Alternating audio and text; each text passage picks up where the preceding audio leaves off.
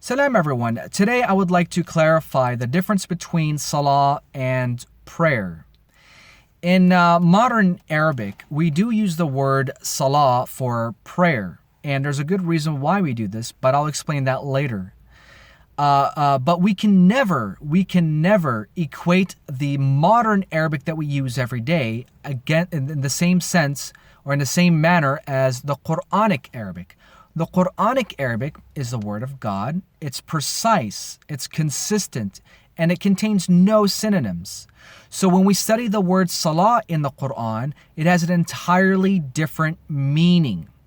Salah comes from the root sad lam waw, which means to follow or to adhere to something closely to create a bond or a relation with it. And so when we look at the word salah in the Quran, it can never mean prayer, at least not in the same sense that we are talking about. For example, if you look at Surah 33, it says, God and the angels YUSALLOONA onto the Prophet.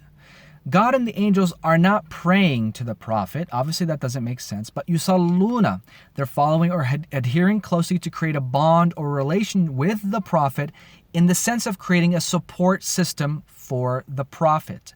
So that's what the word salah means in the Quran. It means to adhere or to follow to something closely based on the context of what we are reading. Now, if you are looking for the word prayer, the actual word for prayer in the Quran, it is du'a.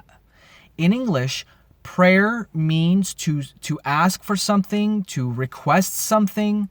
And in the Quran, du'a, the word du'a comes from da'wa, which means to ask or request something or to call upon something for the sake of invitation. So look up the word du'a. I invite everybody to look up the word du'a in its various forms in the Quran, and you will see how the word prayer plugs in very nicely into that key word. So the word du'a is prayer, not salah. Now, there is, however, a strong relation, depending on context, a strong relation between salah and du'a, between adherence and supplication, okay, and prayer. For example, if you look at Surah 3, verse 38 and 39, it talks about Zechariah. Zechariah, in verse 38, it says, هُنَالِكَ دَعَ زَكَرِيَّ رَبَّهُ. It is from this that Zechariah da'a rabbahu. He requested or implored or prayed to his Lord, okay, asking for a son, okay. And in the next verse, it says, فَنَادَتْهُ الْمَلَائِكَةُ وَهُوَ قَائِمٌ يُصَلِّي. And the angels called upon him while he was upholding, YUSALLEE, adhering. Okay, traditionalists will tell you YUSALLEE here means prayer, but no. That's not what it means. He was adhering. He was adhering to what? He was adhering to the prayer that he was doing beforehand in the previous verse.